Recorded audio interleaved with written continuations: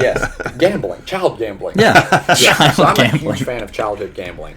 And Wow. That's the quote. yes. So today, our topic, Ed, what are you talking to us about today? I'm going to talk to you guys about mobile games. An absolute black hole, pitfall, cash grab, invented by who knows, super effective, and it has hooked me for years. Okay. Yeah, that's one thing neither of us really delved into. You know, we play PC games, we play console games. We dabble a little bit, but definitely not your average Candy Crush style. No, I've never met someone I really like that plays mobile games. Never. Okay, yeah, we are very much the sweaty video game nerds. Yeah, but we'd love to hear what you have to say. So, yes, I'm excited. First off, when did this start? 11th grade, I got a Droid X, and I downloaded a myriad of terrible mobile games. But they got me enough that I stuck around to now. Once you get into Madden Mobile 20, you get into COD, the new Call of Duty game. There's transactions out the wazoo. Then now I have went further down the rabbit hole into adventure capitalist, adventure communist. What? I would say Madden Mobile really got me the absolute worst. Not a very good game, not very engaging, absolutely unrewarding in that when the new year comes out, 2021, 2022, all of your progress and microtransactions are erased. No, Yes. wait. So is this like... wait a second. Each year, I know that on the consoles and on PC and stuff like that, they come out with a new yearly version of Madden. Yes. Do they just come out with a new app each year?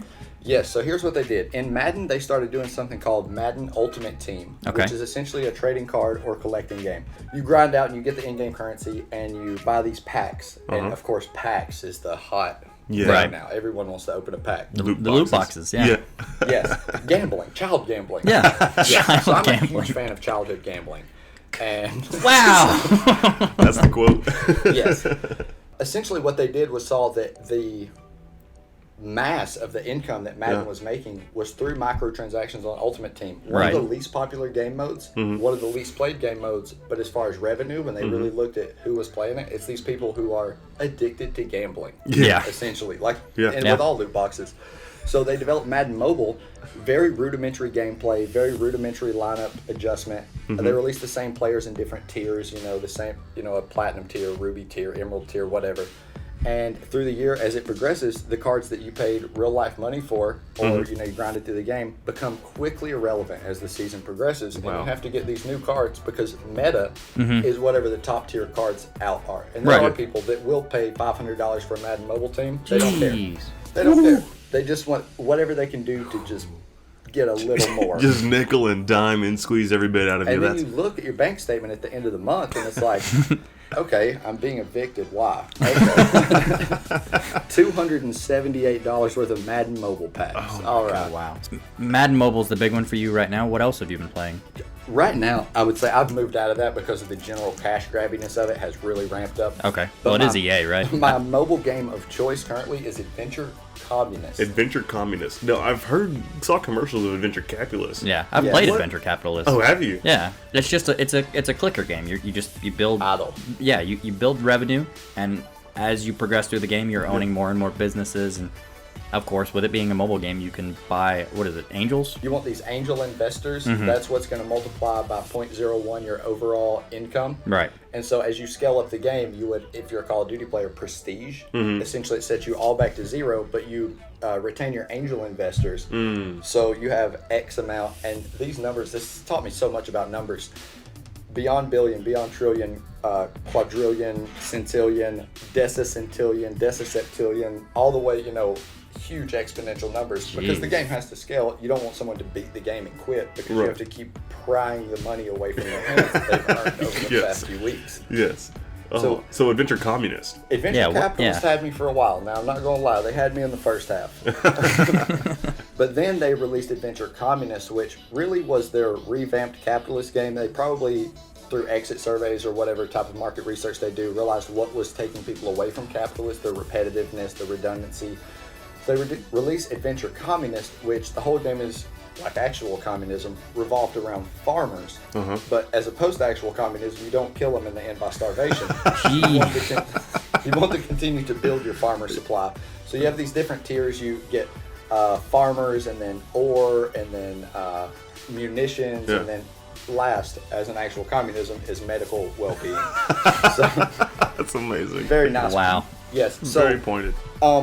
The way that they get their income in here, and this is so beautiful. It's almost why I love the game. Even though they get my money, I love the way they're doing it because it's a card collecting game, similar Pokemon, Yu-Gi-Oh. Okay. And so, say you have a card that upgrades something, you will need 10 of that card to upgrade it. Okay. 10, then it will require 100. They do that in a lot of like the Clash games, and it's the very similar setup to that. But you can tell that Adventure Communist is the product of market research to the maximum. Because as I play it, I think, man, I just want to play this more. I just picture like people like in some back office hospital with like tweezers poking at somebody's brain as they're playing Adventure Capitalist. I could be that guy. Drooling and like as they're probing his brain as he's doing actions. Just cutting away my skull as I'm sitting here playing it, just lighting up the electrodes. But the thing that they really hooked with in this mobile game is normally in a mobile game, when you stop playing it, as any game, you stop progressing. Right. Yeah. But not in this. This is a game that generates generators. So that when you check in that afternoon, hey, you're rich. That's it. And I think what they've really done that is beautiful is keyed in on the human desire for productivity. We long for productivity. We long to see that manifest out in the world. Yeah. And in today's society, it's become maybe increasingly difficult to see your direct effort manifest into the world. And now they've bottled that emotion that we want, and they've put it into this mobile game. Jeez. And while I sit here and criticize or condescend it, I'm I got him there. Absolutely.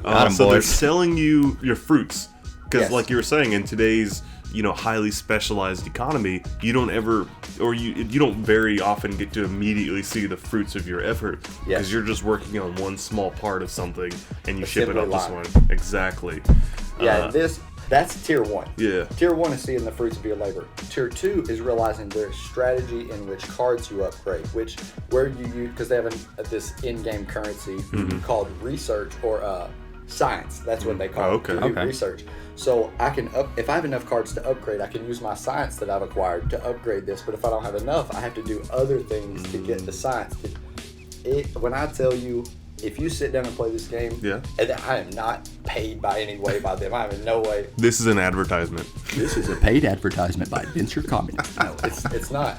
It is one of the more tantalizing, just off the satiation aspect of it. Because I've tried to think through this. Like, why have I played this game for 2 years? It's awful, and I spend money on it. It does nothing. And I still do it. Oh, it's amazing. That's crazy. Well, that's the deep, dark world of mobile games. How they've got a vacuum in your wallet and just sucking out every bit of it. But I mean, it seems like you're not super mad at it. No, I enjoy it. It's not like you have to be in depth on the strategy or anything. I can just click around for a minute, just listen to music, and just chill out. And that's the hidden product that they sell. Really, is just the piece of it. An idle game is what they're called. That sounds crazy. I'm glad I missed it. Hey, and if you ever think about playing it, no. Okay, that's the lesson learned there. Yeah. You wouldn't get the